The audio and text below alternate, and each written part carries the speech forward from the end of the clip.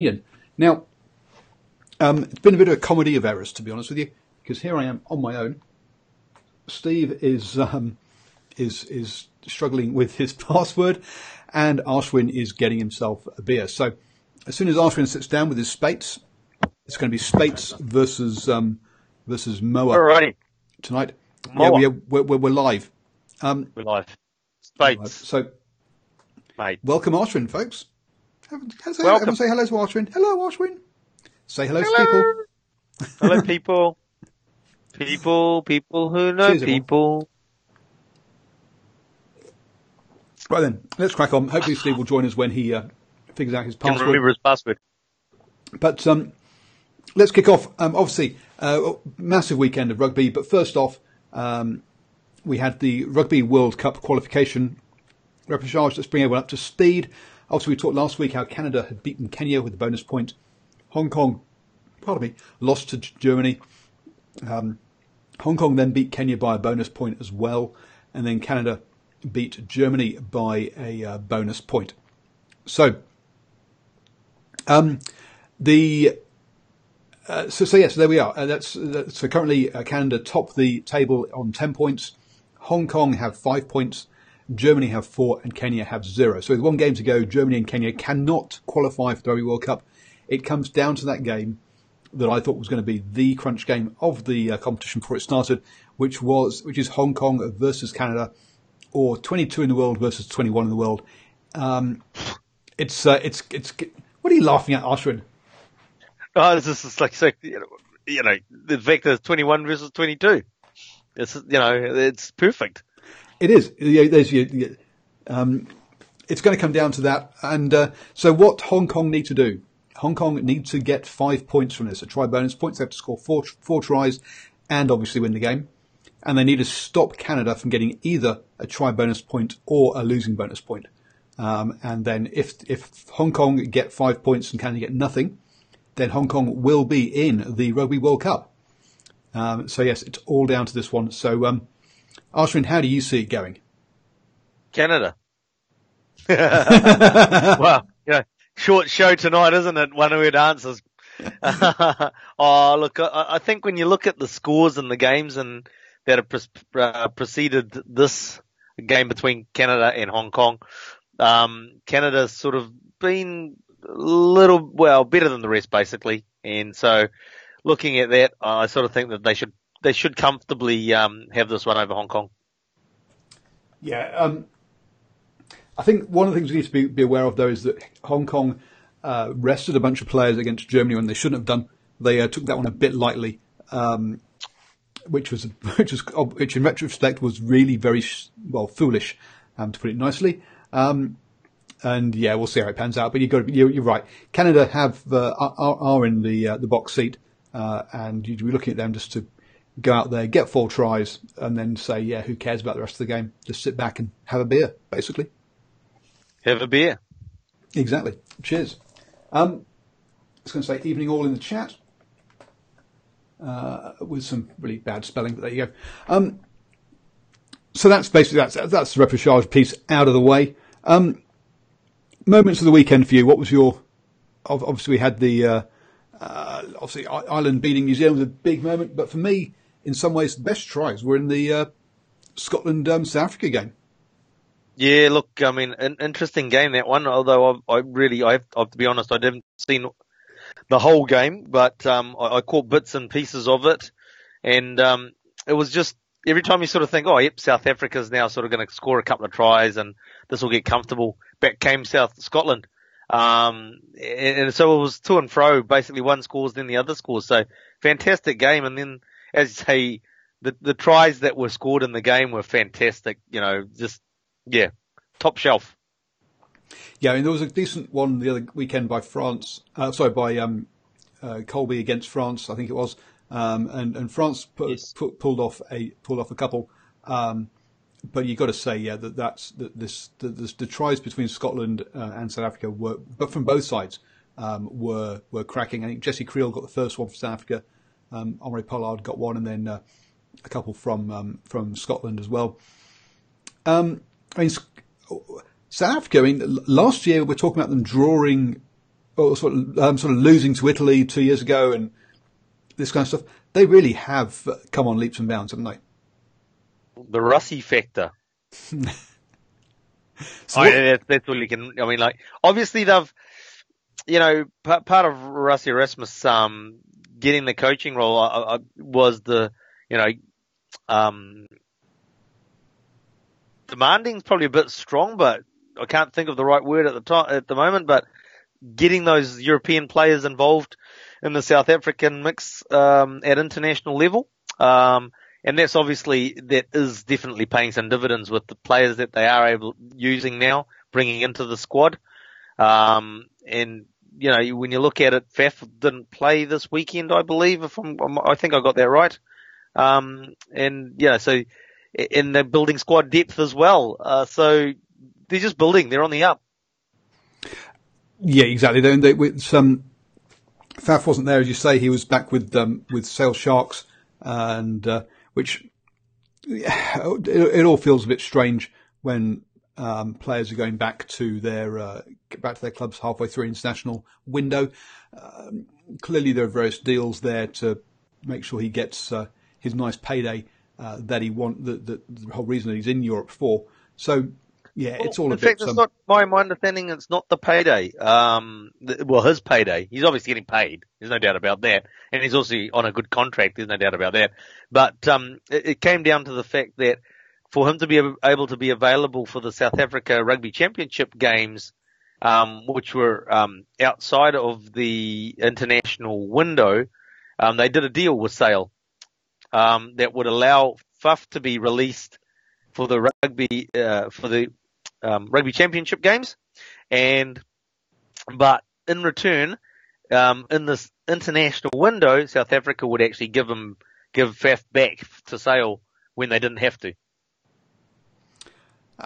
All a bit of a all a bit of a mess, isn't it? Really. But yes. Oh no, it's and we've got a. You two can be a guru saying hello from when I used to be on Blab. But yes, good to see you here. Thank you very much for popping in and saying hello on the old Periscope, because we are live not only on YouTube but also live on Twitter as well. So you can get in touch with us on both of those. I really need to sit down and get someone on from South Africa to explain to us what Rassie's done. But as you say, getting Dwayne Vermeulen, getting Faf back, and be able to play Willie le Roux. I mean, Willie le Roux looks so calm and collected in that game. He does. I thought he was a little bit overrated before he went to Europe, but now I'm a bit of a convert now to his the calming presence he brings at the back there. Which I remember when you talked to.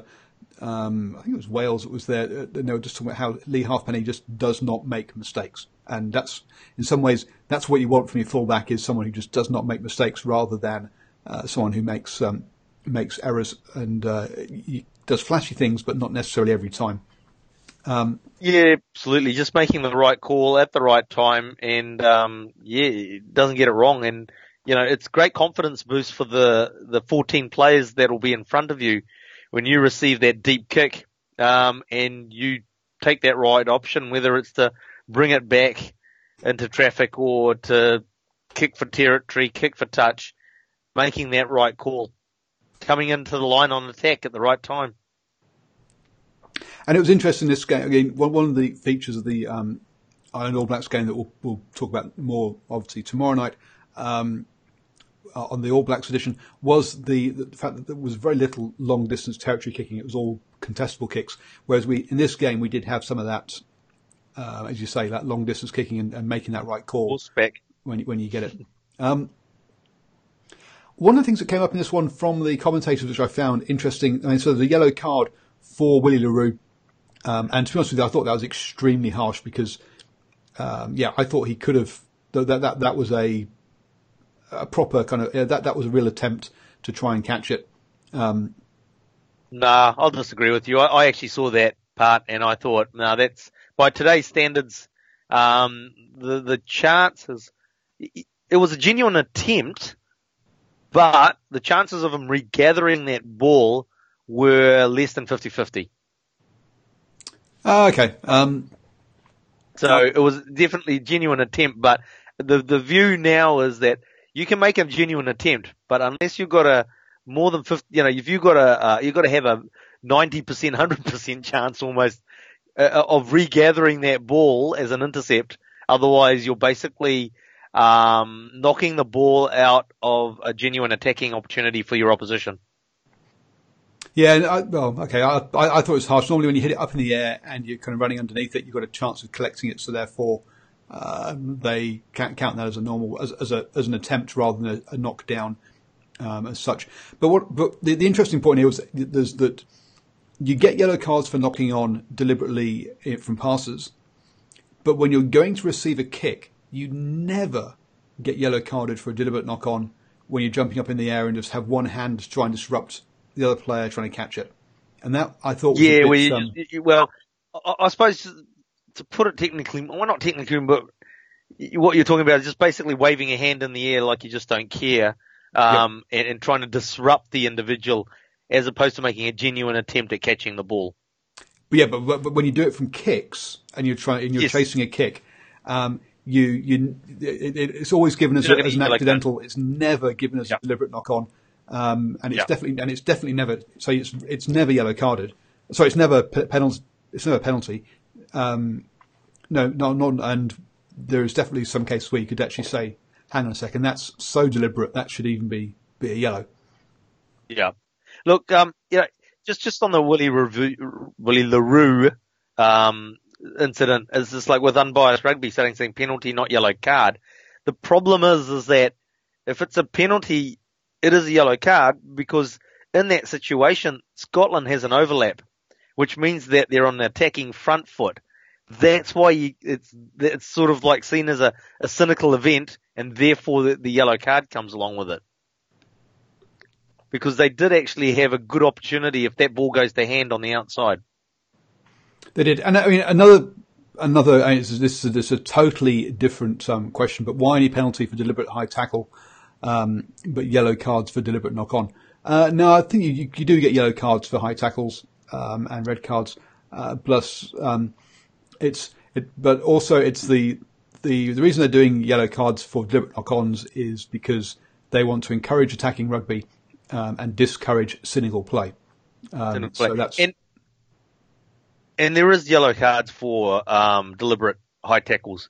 But what started to happen now is that apart from when that sort of like the head is sacrosanct type scenario first came in, where the attacking players sort of bending down and ducking into a tackle, they're taking that into account now.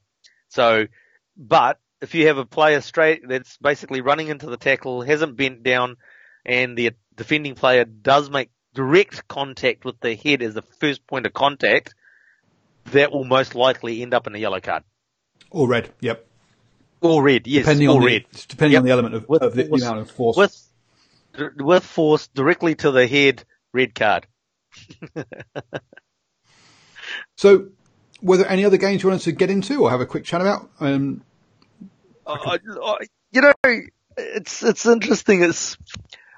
I was like, these last couple of weekends I've never done this before. It's never happened this way. And the fact is that my son and them watching we're watching one game, and as soon as one game finishes, there's another one started on another Sky New Zealand channel, or one about to start, and it just blurs. And it's sort of like, and being an old person like me, my short-term memory actually, it forgets things. And ask me in a month's time, and it's just like, oh yeah, that happened, this happened. But it's just like, at the moment, it's just like, it's hard to remember all the rugby that I watch, apart from the fact is that I reckon the quality of the games is great. You're not really seeing dud games. Maybe because it's just live, so some of it may be a bit boring if you're watching it as a replay or something like that, or the result. But watching it live, the games just seem like really good games to watch. I caught a bit of the France-Argentina game as well, and that was tight and tense for a fair bit too. Yeah, so some of the kind of the highlight games, Italy 7, Australia 26, and that sounds like a blowout. But Yep. Italy had 2 disallowed tries before Australia had actually scored one. And Yeah. No, sorry, I was saying Australia didn't score until about 30 minutes into the game. yes, I mean that was it sounds like a blowout, but that was actually a lot tighter than it looks.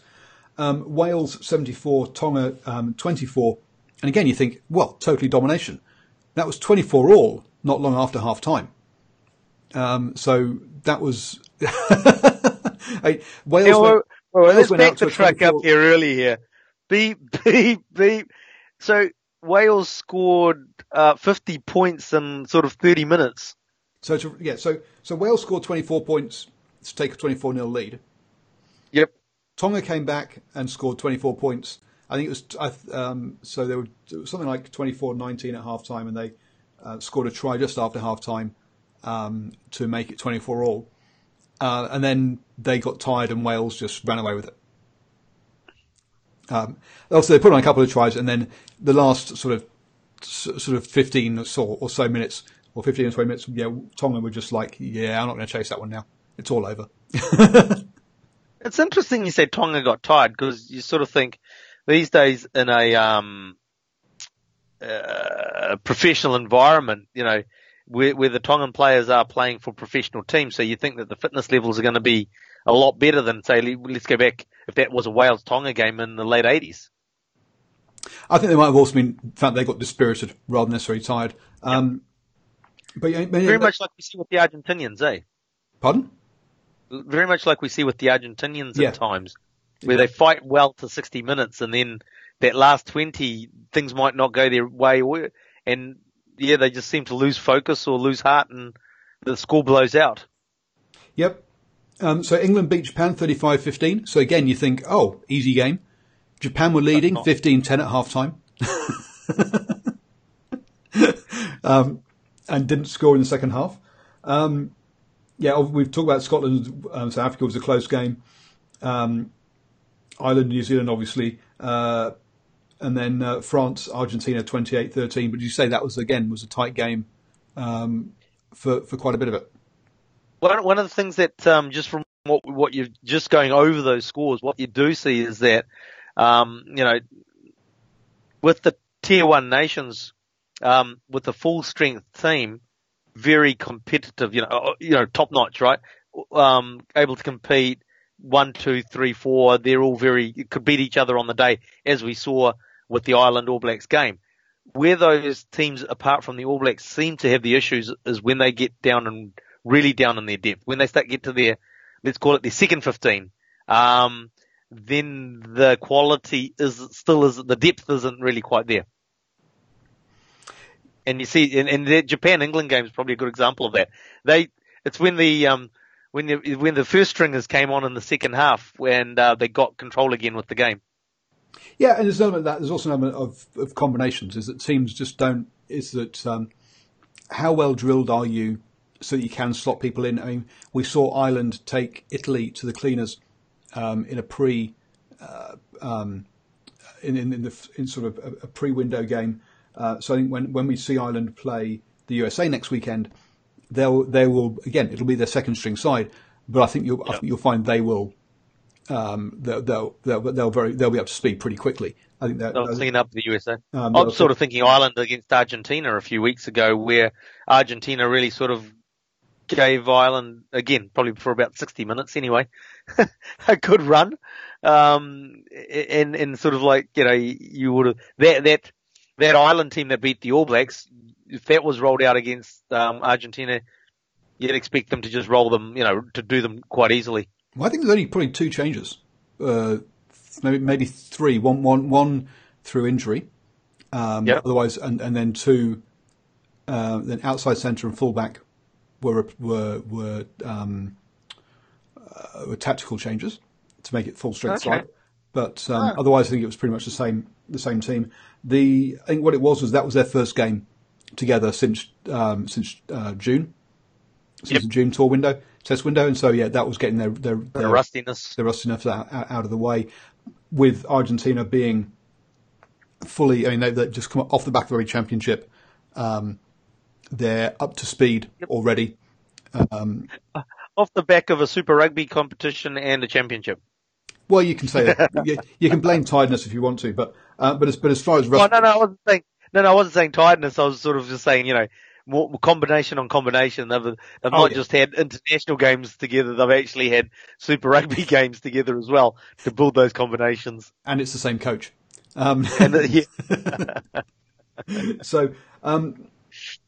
So yes, I mean they're fully up to speed. And a couple of other ones in there that were blowouts. I mean Uruguay 7, Fiji 68, Chile 0, the Maori All Blacks 73, Paraguay 22, South American 15, 73. So we did have our blowouts as well. But as you say, this window has been really, really competitive in a lot of these games, which has been very impressive. Which really sort of I think the fact that they've been so close is really sort of leading into the World Cup for next year really well. I mean, I'm more, it's just that anticipation and excitement for next year in Japan is just building. And after the All Blacks got beaten on the weekend, it's even more so. As some of the players said, that's going to be I can't remember the exact words that they used, but something along the lines of a stone in their stomach or in their shoe or whatever the term is. Yeah, all summer until they get to face them again at whatever stage it is in the World Cup, whether it's a quarterfinal or in the final. Yep. If at all. If at all. Ireland have not got past quarterfinal before, but this is a different Ireland side. Let's be honest. Yes. Absolutely. So that's most of the stuff from the weekend then. So after all that then, and you've started talking about the Rugby World Cup, but obviously you're not going to be able to watch it because there's no fibre in Auckland. So you're only going to get to watch games on delay on TV3. I've got 48 boxes of Weet-Bix. That's lots of fibre. But who are the real Rugby World Cup contenders then? I mean, obviously we just talked about two teams we think would make the final, which is New Zealand and Ireland. So they're real contenders. But as you say, there is an element of any given Sunday. So which other teams do you reckon can cause those upsets that could be a bit of a fly in the ointment? I think that when you look at, for me, the top three, there's three nations at the top which are sort of equal favourites with the recent Test matches that have been. That's obviously the Ireland and the All Blacks. And the third one for me is South Africa. I think that the quality of rugby that they're playing currently is up there as well. They had that win against the All Blacks in Wellington, which now in the light of the loss for the All Blacks on the weekend is something that is also should be included in the mix. So for me, those are the top three teams. But out of that, when you're looking at, I'll stop. You'll stop. Yep, stop there. But South Africa did lose to England at Twickenham as well. So, I don't think. No fifth. If we're going to get down to just, I mean, we could also say England were missing both Vunapola's injured. True. And Rob Shaw also injured. So they were missing 5 or 6 first choice players as well. So, just saying you're missing Faf isn't, you can't say Ireland were missing Murray against, New Zealand and they still went on and won. You can't just rely on one player. We're talking about squads here rather than necessarily first 15s. Yeah, sure. Sure. So I still think South Africa are, a step below Ireland and New Zealand, and someone like Wales to me, who have quietly gone about their business. Sure, have beaten Scotland, beaten Australia. They probably had Tonga at the weekend. They've got South Africa coming up this weekend. To me, Wales, I think, are the quiet underdog, the quiet team heading into towards the Rugby World Cup that could be that's in that next crowd. Well, I was sort of thinking if we you've got okay. So just coming back to South Africa, it's just to me that they're building though. There's something in its building. They're also in a situation where they're getting those combinations together. There's players that they're bringing off the bench, or I think Snyman actually started on the weekend, but I mean, that guy's some sort of science sort of experiment. When you look at him, it's just a massive man, and it's just and he's South Africa are starting to get players in that squad that aren't the old South African players. When you go back to even you think about how Victor Matfield, and great player that he was, but he didn't run around as a lock like the locks that they've got at the moment are running around. Athletic, able to do passing of the ball and that sort of thing. So it's just, to me, there's a vibe. It's Mabo. It's everything about something about South Africa that they just seem to be building and sort of just getting better as they go along. I agree with you. They lost to England. All Blacks only just beat England. So there's a lot of close things. It's just that there's something for me personally that I think there's South Africa's building something. Oh, don't get me wrong. I think they are building. I just don't think they are. I would just say that, and I would put them amongst my next group. People who are. I think we've basically got two teams who are probably going to win it, which is New Zealand and Ireland. They'll probably be one of those two. And then I think we've got a group after that of a few teams that could do it. And then I think we've got a bunch of others that really are total outsiders to me. Yeah, absolutely. Yep. And I put South Africa in that could group rather than probable group at the moment. I mean, one of the things that no one's really talking about is I think Pollard's kicking is a real liability for them. He's only hitting 70%. He really needs to get that up. His kicking from hand is fantastic, but his sticks kicking isn't up there with the top teams. He's not up there with Sexton, with a Farrell, with a Lee Halfpenny. Those teams are all in their sort of the high 80s. He's quite a step behind them on that. Absolutely. So basically, we've got New Zealand, Ireland. That's sort of like the favourites, and then you've got a group of South Africa, England, Wales. Even France has been playing some pretty good rugby with these international windows. Argentina, if they can play for 80 minutes, I think Argentina's problem is that I don't know if it's a mental block or what, but they seem to be able to play very well for 60 minutes and then they just fall off in the last 20. If they can, in the next year or so, try and hit that nail on the head, then they could be quite dangerous as well. Yeah, I'm going to go with Unbiased Rugby's one who any of the top 5 teams could do it. I say the two probables, and then the 3 that could are Wales, who, as I say, have put together an impressive set of results recently. They've won both their games in Argentina, and then they've beaten, got that big psychological hurdle of Australia off their back by beating them. Wasn't pretty, but they got them. They did the job. Got the job done. You've got an England side that, if they can get everyone fit, have shown that on their day they can cause people problems. But they do have. They've beaten South Africa. They're going to beat Australia this weekend. I think they came within a point of beating New Zealand. They're one of those that can do it, but again, consistency and keeping all their players fit is their big problem. And I think after those 5, I think it's very much a matter of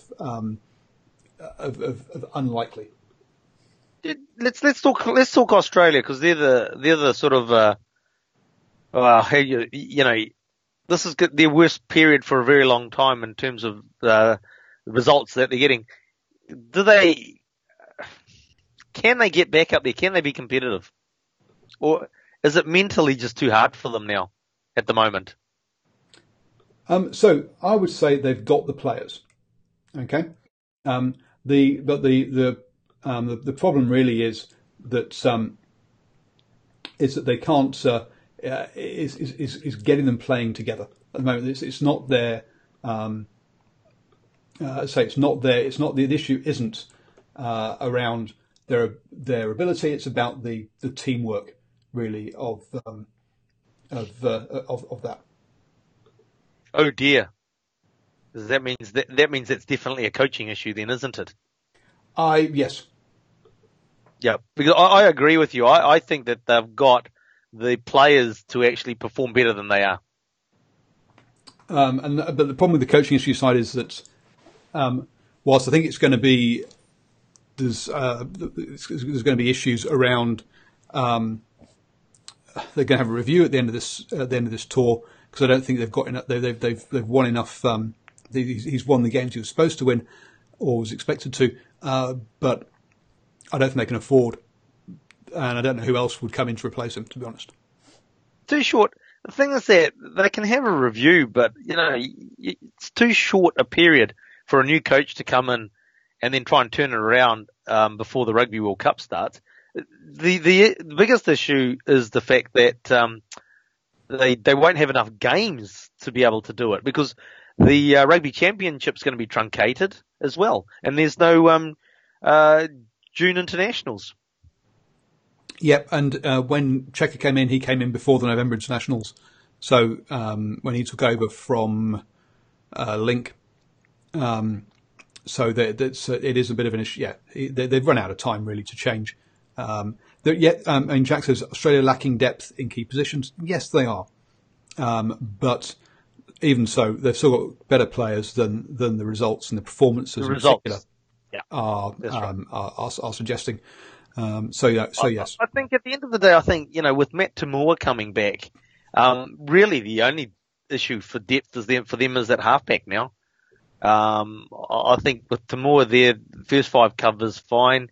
At a pinch, Kurtley Beale at first five, which they tried on the tour. But as I said, I think it's just the fact that they're not gelling. It's the depth is an issue for halfback only. Yeah, I mean that's the main the biggest. I mean their front five isn't necessarily as strong as it could be or it should be, to be honest. But yeah, I can't see them. I can't see why they're performing as badly as they are. Yeah.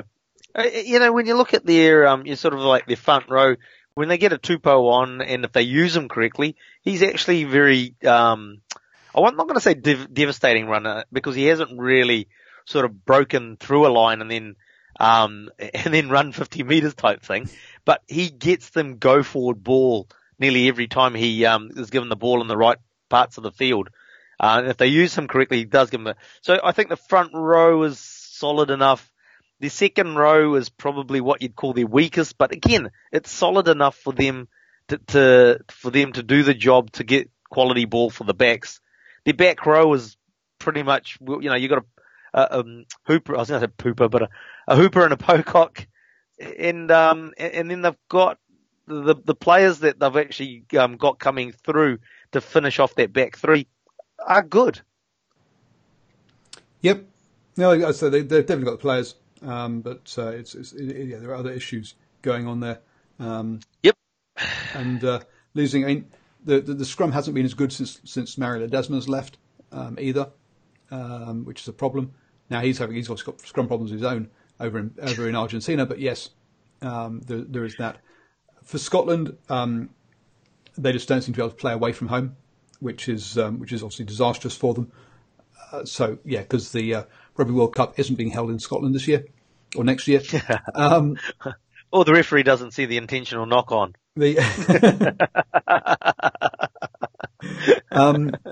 Probably. Sorry to our Scottish listeners. I don't want to open up any raw wounds again. For France, it's just they're kind of their consistency isn't there, and it's not so much consistency. It's not as in they're so mercurial. It's more as they're so awful side of things, really, rather than that. And then Argentina just don't have a scrum at the end. Yeah, that's amazing, really, isn't it?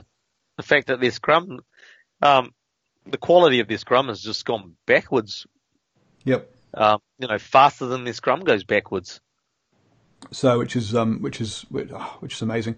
And we're not going to bother going beneath them because no one else is going to be competitive. So, which has been your best tier 2 side in the window this season, so far? it's tough call because you don't necessarily see them also, but Japan have impressed when you look at the opposition that they played against. They've put some quality performances. Every game that they play is like they're playing, helter-skelter rugby, and it seems to work for them. It's also a game plan that seems to upset their opposition, even their higher profile opposition. Seem to sort of, I don't know what happens, but yeah, the game just opens up and it works for Japan. And as in the opposition, as I said, the higher profile opposition goes away from the structured approach that they might have, and Japan ends up scoring tries, which you just don't expect them to do. So Japan are there. I mean, USA sort of, I suppose. I haven't really seen much of Fiji, which I'd like to. But that's about it. I personally, I'd just say Japan, really. I don't know. You're gonna sort of tell me I'm wrong. I'm not wrong so much, and obviously wrong. But well, for me, the USA obviously beat Samoa by a single point, and also beat Romania, I think it was, pretty comfortably. So they've got themselves 2 wins, which is pretty impressive. I'm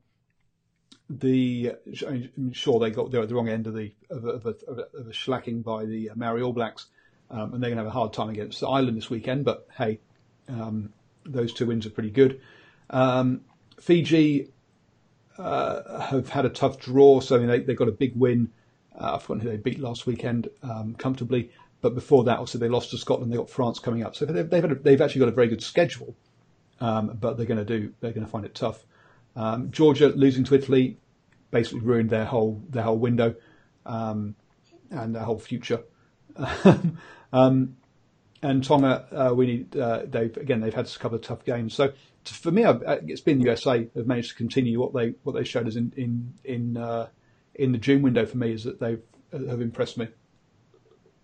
I was just sort of looking at the comment by Hayden, and the obvious thing on top of Japan's performances is that they're going to be playing at home, so they will sort of add to their performance and sort of not quite grow an extra leg, but it's definitely going to have a lot of support behind them, and I think that'll add a few more points to their tally as well.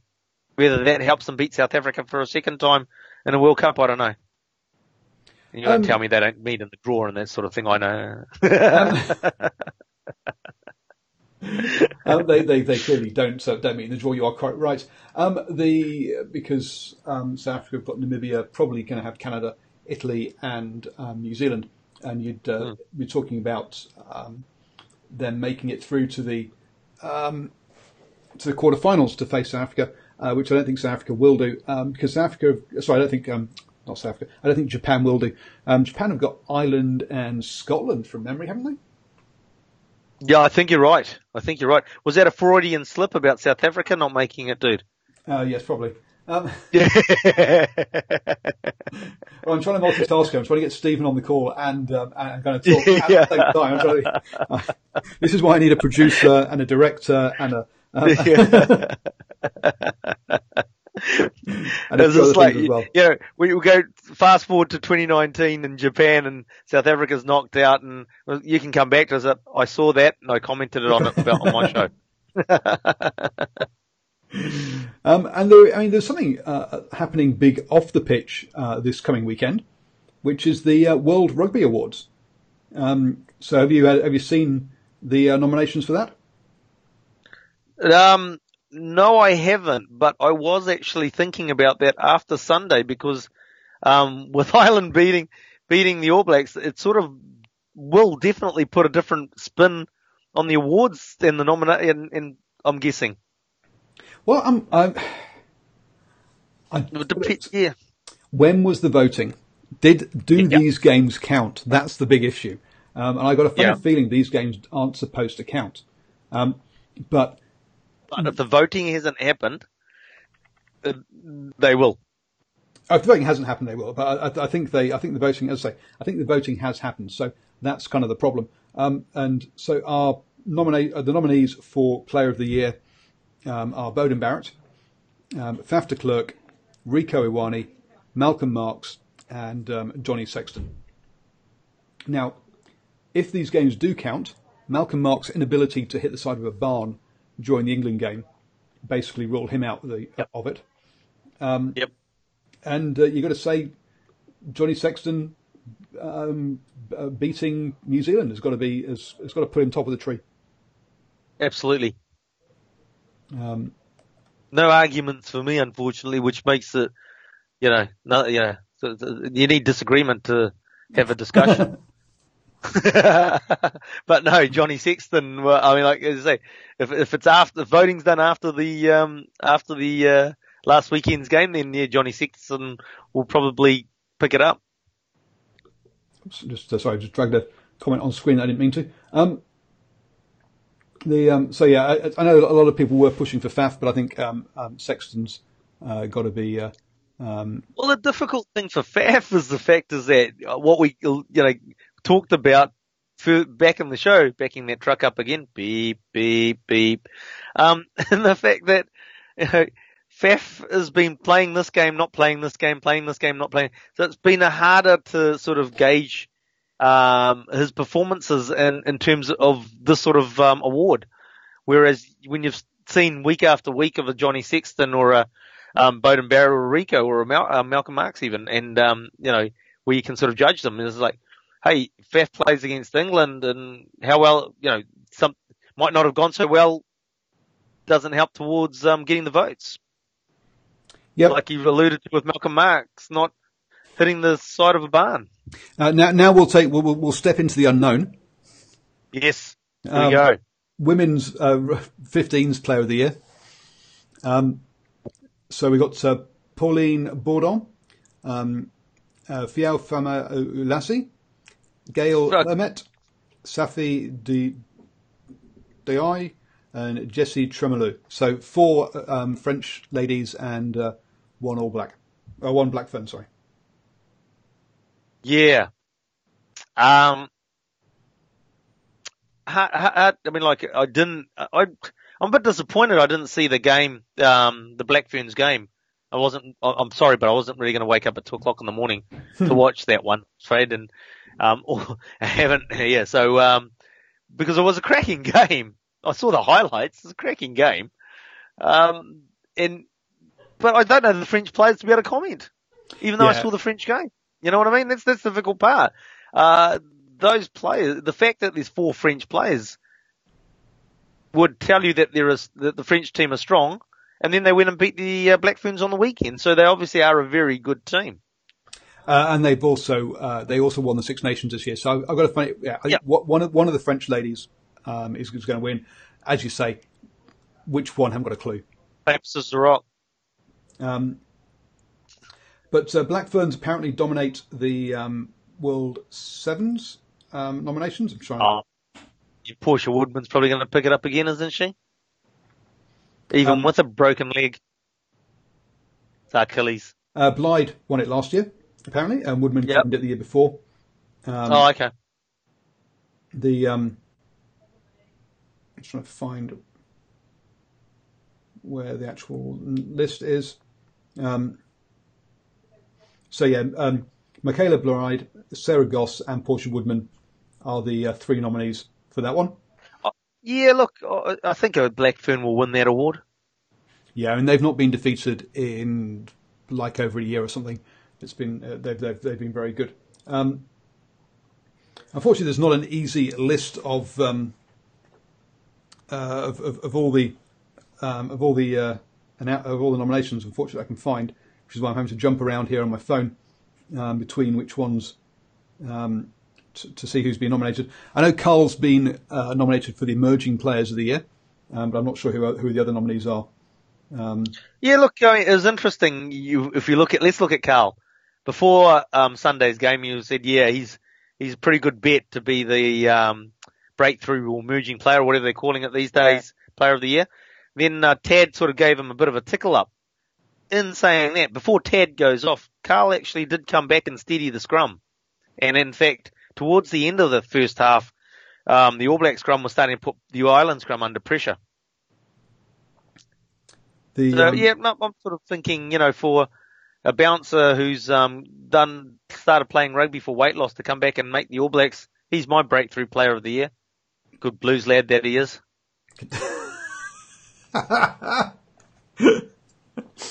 North Harbour boy that he is. On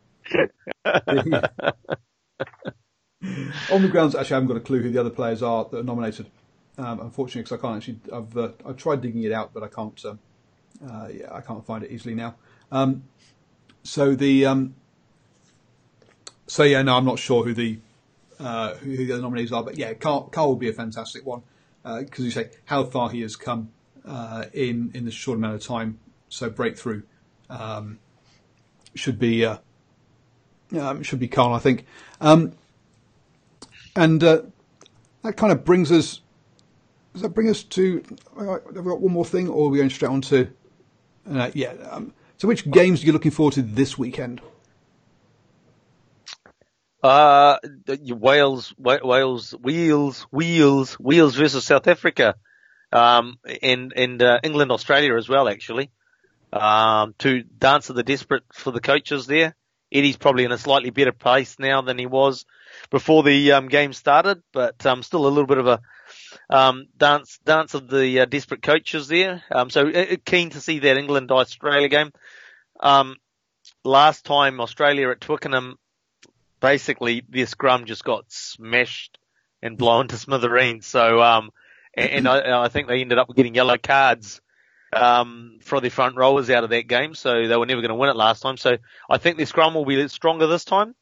Whether the rest of their game can come together, as we've discussed earlier in the show, that remains to be seen. But that's one I'm looking forward to. And then obviously Wales, South Africa. For me, it's as I said, Wales have played. Don't let me comment on England or Australia. I've got nothing. So I thought you'd come back to it later. No, you go. Go. You've even taken your white jersey off that you had on earlier in the day. I didn't have it on today. I've had it in the week. I know you wear the same T-shirt for like 2 weeks on a trot, but some of us get changed occasionally. It's because I'm unemployed. Well, so am I. I'm unemployed as well. But hey, I'm living. I pay for my rent, and then that covers all my bills, so I can use as much electricity as I like. Yeah, I mean, England Australia is the obviously we can always rewind back to the 2015 Rugby World Cup as well, which was another reason for England wanting to get revenge. But they kind of got that, as you say, when they beat them 4 times on the trot. Was it 2016? So that's you've got to say that's probably out of their mind now. But and Australia having lost, I say, for those 4 times on the three in Australia and once in England to join that during 2017, that's the revenge will be on their mind. But more than anything else, it's going to be: do these players want Checker as their coach? If they do, they'll turn up and play. If they don't, then they won't, because it's that kind of level that they're at, aren't they? Really. Well, why didn't he bottle his speech from half-time in Argentina? Because shouting, threatening to rip people's heads off only works so many times.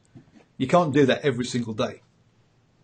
Yeah, but he's still probably got a couple of more times he could use it. He's only used it once so far. Well, he's going to have to use it on Sunday, I think, or Saturday UK time. I can't see England. I can't see Australia winning, but I have got a Twitter poll out there currently. So go out on my Twitter poll and let me know your thoughts. By the way, my predictions video and post is up, so you can go check out DrivingMaul Rugby Predictions and listen to me talk about all these games and my predictions for them. But you're about to go and tell us all about Wales versus South Africa. Yes, I mean, we've had Wales sort of play Australia, and then my mind's gone blank. Who did they play last week again? Sorry. Well, they played Scotland, then Australia, then I think they played Tonga last weekend. Tonga, yeah, that's right. Tonga with the 24-70 odd scoreline. Yep. So you've faced a disjointed Australia, Tonga for about 50 minutes. So it'll be interesting to see where Wales is actually at when they play in vastly improving South Africa. So that's why I'm keen to see that. Obviously to see, like what you're saying, hang on, I'm sort of thinking South Africa are on the up. Are they on the up? Playing Wales, and what the result and how that game actually pans out will tell us. where both those teams are actually, in which direction they're actually going. Yeah, I mean, Wales sat third currently in the world rankings. South Africa fifth. So if South Africa are rapidly rising, then that will be one of the ones they need to win. Personally, I think Wales at home, I'd say that they're on a very good run of games.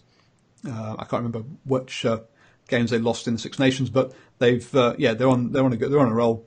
And I think actually Wales will probably win that one. There are a couple of intriguing Div 2, a couple of intriguing Tier 2 matchups.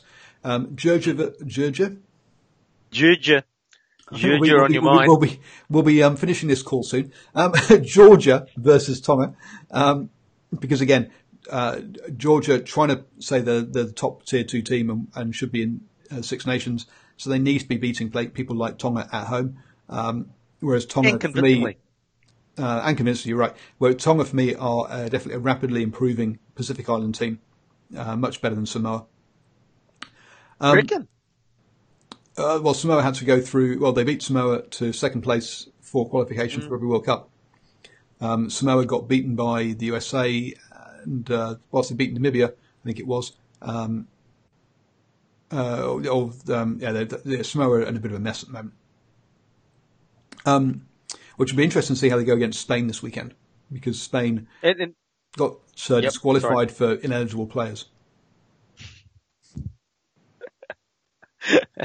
and here's another interesting game. Fiji get to come up against their countrymen. What, France? Yeah. Yeah, no, I mean, there's a few games you just kind of like, yeah, what's the point in watching it? France, Fiji, that's going to be a France win. Ireland, USA, that's one direction. Italy, New Zealand, again, I'll watch it particularly because the All Blacks edition needs to have a post-match review. But otherwise, yourself out there, brother.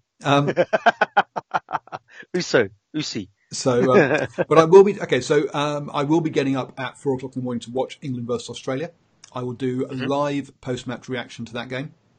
I will also be up live. I also watch the Wales South Africa game live, and I'll be on straight after the final whistle doing live post-match reaction to that one as well. Are you going to be up at 4:00, Ashwin? Well, Italy versus New Zealand is actually a 2:00 kickoff off the top of my head.